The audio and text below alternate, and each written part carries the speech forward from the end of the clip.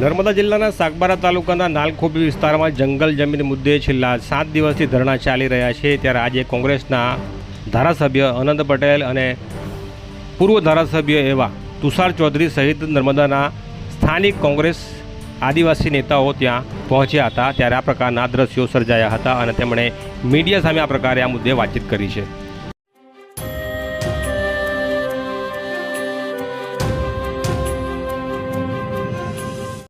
लेकिन यहाँ पे बताना तो पड़ेगा ना।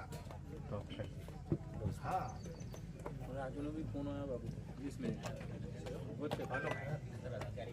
आप नहीं आ सकते हो तो दूसरे अधिकारी को भेजो, नहीं तो हमें बताओ कब आओगे दोनों डिस्ट्रिक्ट के, क्योंकि यहाँ पे ये 1-2 गांव की समस्या नहीं है, 11-12 गांवों की समस्या है और दो ब्लॉक के बीच की लड़ाई हो जाएगी फिर।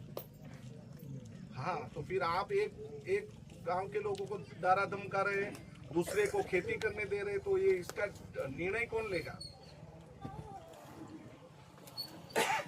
आप है ना यहाँ पे महिलाएं हमारे साथ, उन्होंने बोला हमारे साथ ये यहाँ पे संघर्ष हुआ, घर्षण हुआ, तो वीडियो होगा तो मैं आपको दे दूंगा, बराबर ना।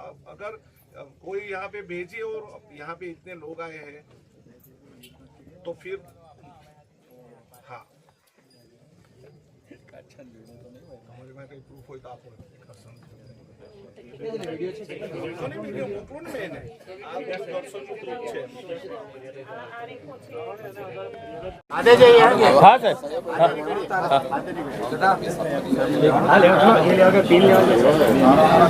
તારો બાકી છે જો બાકી છે આમનો બાકી છે ડીએફઓ સાથે શું વાત થઈ? મારી એસીએફ જોડે વાત થઈ। જ્યારે આગેવાનો આવે છે, વિરોધ પક્ષના નેતા આવે છે, અમે અત્યારે વર્તમાન ધારાસભ્ય છીએ, માજી ધારાસભ્ય છે, જિલ્લાના આગેવાનો જ્યારે આવે છે ત્યારે અહીં કોઈક ને કોઈક જંગલ ખાતાના કર્મચારીઓ આવવું જોઈએ અને અમારા જેવા જવાબદાર વ્યક્તિને બ્રીફ કરવું જોઈએ કે આ ઘટના કઈ રીતે બની અને કઈ રીતે થઈ। અને અહીંના આગેવાનો દ્વારા, બહેનો દ્વારા પણ જાણવા મળ્યું કે એસીએફે અમારી સાથે ઘર્ષણ કર્યું અને અમને ધાક ધમકીઓ પણ આપી છે અને એ બાબતમાં મેં એમને બોલાવ્યા। એમણે કીધું સુરત છું, સુરતથી આવતા 3 કલાક થશે। અમે એમ પણ એમને કીધું કે તમે અમને નવો સમય આપો અને અહીં બેસીને નિરાકરણ કરવા માટેનો સમય આપો, અમે તમારી સાથે વાતચીત કરવા તૈયાર છે। અને એમને અત્યારે પણ કીધું છે તમારા કોઈ આગેવાન નજીક હોય તો એમને પણ મોકલો। મતલબ આ સાગબારાના લોકોની સાથે, આદિવાસી સમાજના લોકોની સાથે, આસમાની ખેતી કરતા ખેડૂતોની સાથે અન્યાય થઈ રહ્યો એવું લાગે છે। માત્ર ને માત્ર રાજકીય કાવાદાવા, રાજકીય સ્ટન્ટ માટે અને પોતાની વોટ બેંક સાચવવા માટે અહીંના ખેડૂતોને હેરાન પરેશાન ભારતીય જનતા પાર્ટી કરે છે એવું લાગી રહ્યું છે। ભારતીય જનતા પાર્ટીના જે 2 નેતાઓ છે એ નાટક કરી રહ્યા છે એવું લાગી રહ્યું છે। મારી સરકાર હોય ને મારું નહીં સાંભળતી હોય ને ઉપવાસ પર બેહવું પડે એના કરતાં તમારે ધારાસભ્યને સંસદ પદ જ છોડી દેવું જોઈએ। પોતાની સરકાર છે, પોતાની મા પીરસનાર છે અને છોકરા ભૂખે મરે।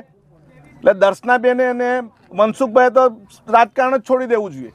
તમારું મુખ્યમંત્રીમાં કંઈ ઉગતું નથી, તમારું ઉપર સરકારમાં ઉગતું નથી, તો તમે શા માટે અહીં માત્રમાં માત્ર નાટક કરવા માટે અહીં ધરણા પર બેઠા એ મને નવાઈ લાગે છે। Okay done. ચૈતુતા સહિત બીજા 11 જેટલા ગામડાના ખેડૂતો વર્ષોથી ઉમરપડા તાલુકાની જંગલની જમીન ખેડતા હતા। એમની સાથે સાથે ઉમરપડા તાલુકાના લોકો પણ એ જમીન ખેડતા હતા ને એ લોકોની સીમાઓ પણ નક્કી કરી દેવામાં આવેલી હતી ને લગભગ 2025 સુધી એમને આમાં કોઈ વાંધો આવ્યો નહોતો। પણ 2025 પછી અચાનક જ જંગલ ખાતું જાગ્યું ને હવે જે સાગબારાના જે 12 જેટલા ગામના ખેડૂતો છે એને એ લોકો એમાં પ્રવેશ કરવા દેતા નથી, એમને ખેતી કરતા રોકવામાં આવે છે। જ્યારે ઉમરપાડાના જે ખેડૂતો ખેતી કરે છે એને કોઈ રોકટોક કરવામાં આવતી નથી। એટલે મને એવું લાગે છે કારણ કે આ જે 12 ગામના ખેડૂતો એ જે વન અધિકાર અધિનિયમ અંતર્ગત એ લોકો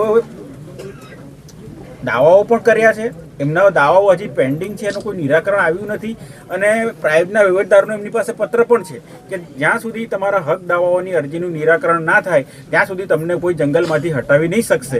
પરંતુ રાજકીય દબાણ હેઠળ આમાં 2 જિલ્લાનું રાજકારણ ચાલી રહ્યું છે અને 2 જિલ્લાના રાજકારણમાં ભારતીય જનતા પાર્ટીના આગેવાનો જ છે સામસામે।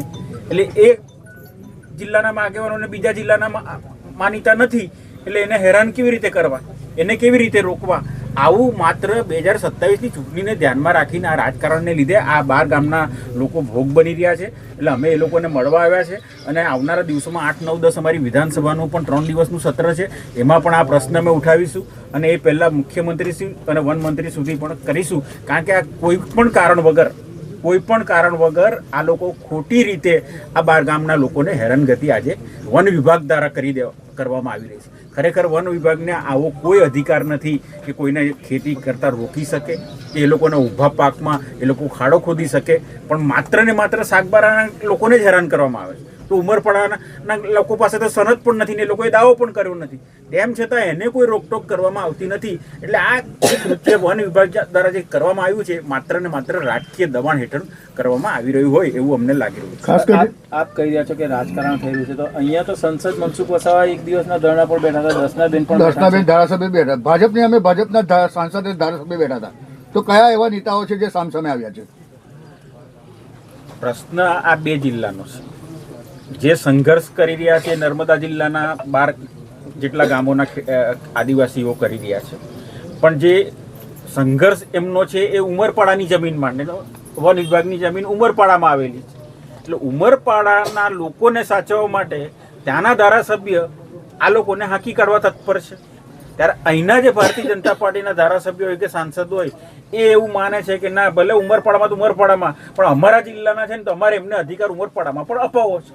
એટલે લડાઈ ખરેખર આ લડાઈ નથી, આ નાટક છે. સરકાર એ લોકોની છે. બંને જિલ્લાના આગેવાનો એક સાથે જઈને વન વિભાગ મુખ્યમંત્રીને મળે, અડધો કલાકમાં નિર્ણય આવી જશે. આમાં કોઈને કઈ ધરણા કરવાની કોઈને જરૂર જ નથી. જો એ લોકો પાસે ઈચ્છા શક્તિ હોય તો આ કામ અડધો કલાકનું છે. માત્ર ગાંધીનગર જઈને વન મંત્રીશ્રીને બોલાવે, મુખ્યમંત્રીની હાજરીમાં ચર્ચા થાય ને અધિકારીને સૂચના આપવાની છે કે ભાઈ આ વસ્તુ કરી દો, થઈ જાય. સાંસદ કહી રહ્યા છે કે મુખ્યમંત્રીને મળ્યા હતા અને ત્યાર પહેલા પણ આ લોકો પણ વન મંત્રીને લોકોને મળવા ગયા હતા.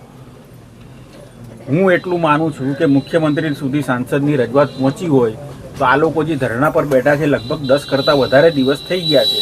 હજી સુધી એ લોકોને કોઈ મામલતદાર મળવા નથી આવ્યો, કોઈ ડેપ્યુટી કલેક્ટર મળવા નથી આવ્યો, કોઈ કલેક્ટર મળવા નથી આવ્યો કે કોઈ વન વિભાગનો અધિકારી મળવા નથી આવ્યો. તો જો મુખ્યમંત્રી સુધી રજૂઆત થઈ હોય તો તાત્કાલિક પગલાં તો લેવા જોઈએ ને. આ લોકોનું કોઈ સાંભળવા તો કોઈ આવવું જોઈએ ને. એ સાંભળવા સુદ્ધા કોઈ આવ્યું નથી. એનો મતલબ સાફ છે કે જે રજૂઆત થઈ છે એનું કોઈ વજન પડ્યું નથી. તો હવે કોંગ્રેસ કઈ રીતે એ લોકોનો અવાજ ઉઠાવશે? અમે મુખ્યમંત્રીશ્રી સુધી પણ અમે લખીશું, એમને પણ વાત કરીશું, વન વિભાગને મંત્રીશ્રીને પણ વાત કરીશું અને 8, 9, 10 અમારું વિધાનસભાનું 3 દિવસનું સત્ર છે એમાં પણ અમે આ પ્રશ્ન ઉજાગર કરીશું. પણ અમારો પ્રયત્ન એ હશે કે આ લોકો વર્ષોથી જંગલની જમીન ખેડતા હતા તો માત્ર 2 મહિનામાં એવું તો શું થઈ ગયું કે એ લોકોને રોકવામાં આવે છે. બીજી વસ્તુ કે જે દુષ્કર્મનો જે સહારો લેવામાં આવે છે, દુષ્કર્મ એ એક કાનૂની અપરાધ છે અને કાનૂની અપરાધમાં જે અપરાધીઓ એને સજા મળી ચૂકી છે.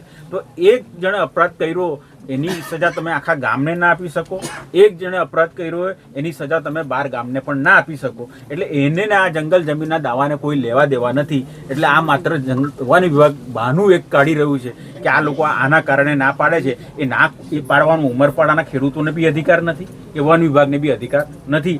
આ બહુ સ્પષ્ટ છે કે એ લોકો વન વિભાગનું જે અધિનિયમન છે એમાં જે એ લોકો એ નિયમ પ્રમાણે જોગવાઈમાં એ લોકો દાવો કરવા માટે એ લોકો લાયકાત ધરાવે છે અને એ લોકોએ દાવો કર્યો જ છે. તો હવે દાવાનું નિરાકરણ સરકારે તાત્કાલિક કરવું જોઈએ અને એ લોકો જો ખોટા હોય તેના દાવા ના મંજૂર કરવા જોઈએ અને જે સાચા હોય એને જંગલની જમીન મળવી જોઈએ. અમારી માગણી એટલી જ છે.